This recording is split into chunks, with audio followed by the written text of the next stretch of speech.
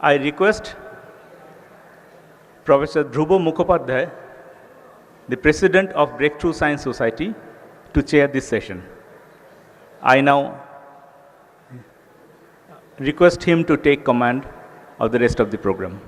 Firstly, I welcome you all on behalf of the Breakthrough Science Society to come to this open session. Many of you are distinguished scientists and you have enriched the program by a huge amount. Without wasting time, I would request the Pro-Vice Chancellor of this university, Professor Pradip Narayan Ghosh, to address the gathering. Professor P.N. Ghosh. Good afternoon, respected Chairperson, Professor Jadavpur Sunnalikar, other dignitaries on the dais, dear participants, and respected other guests in this program. I am glad to be invited in this program, and I get the opportunity to express my personal feelings as a common person before this august house. I express my sincere thanks to the organizer. Though I am a student of science, I have no hesitation to admit that I know very little of this vast sea. I am here representing one of the premier institutes of the country, Jadavpur University, which wholeheartedly believes in the need of study of interdisciplinary studies in science and technology, which is probably the direction for advancement in this 21st century. Here we also try to make a proper blending of arts and humanities with science and technology as envisaged by Kavi Guru Rabindranath Tagore. Scientific and technological activities refers to the elucidation of unknown phenomena and to the creation of new knowledge through the discovery of new natural laws and principles. And the new knowledge obtained is then utilizes in the real society. The essence is how science and technology contributes to society in the creation of new knowledge and then utilization of that knowledge to boost the prosperity of human lives and to solve the various issues facing by the society.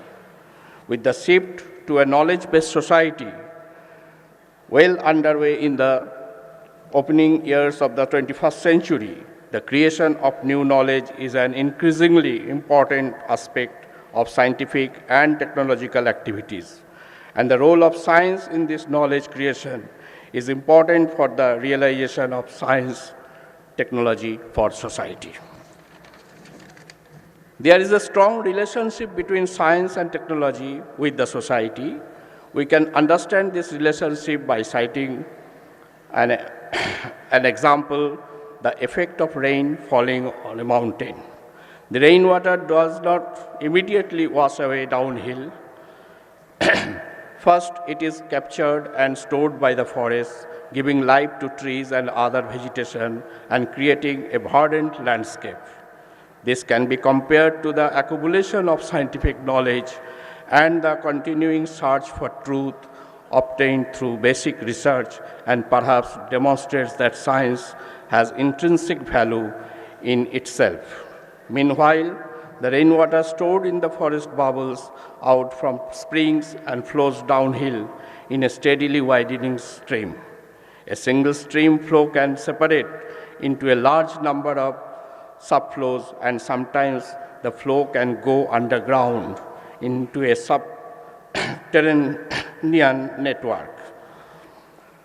This situation can be compared to the diversity of research and development that can arise based on scientific knowledge, leading to the planting of various new technological seeds. Eventually, the river reaches farming communities and urban cities where it is utilized for drinking water and other household purposes, for agricultural or industrial use, and for various other needs, universally benefiting all aspects of the society. This is equivalent to research and development resulting in practical technologies that boost the prosperity of the people's society and lives, and to the utilization of science and technology in response to various issues facing society. If the forest fails to capture a sufficient amount of the falling rain, society will quickly be faced with drought and people will not be able to live. In the same way, realization of societal progress through science and technology requires a sufficient accumulation of scientific knowledge. In other words, science can be considered to be the foundation strength of society. However, this foundation strength is not something that can be acquired in a single day or night, but instead requires a steady, continuous build-up. This story reminds the quote from Anne Hathaway, an American clinical psychologist, "Nothing in science has any values to the society if it is not communicated, and scientists are beginning to learn their social obligation."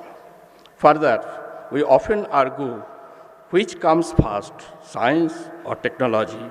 There are many examples in the history of science that they actually complement each other, and their perfect blending will lead to the development of mankind.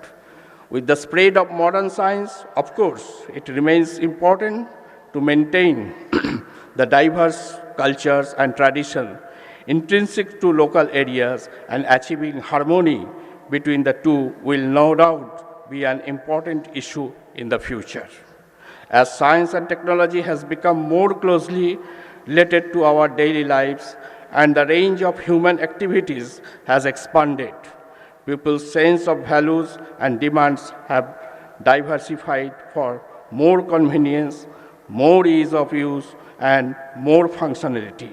In addition, as science and technology have progressed, the structure of society has itself undergoes great changes, and the various phenomena arising in society have become more complex.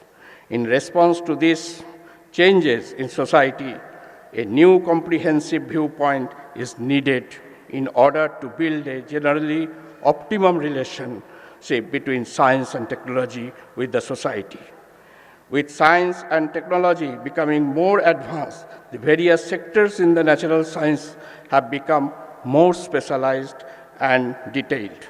But problems related to the global environment, to the safety and security of society, and many other issues forcing society today are complex issues with a large number of causes, and their resolution cannot be achieved using specialized or detailed knowledge alone, but only through the concerted use of the knowledge available.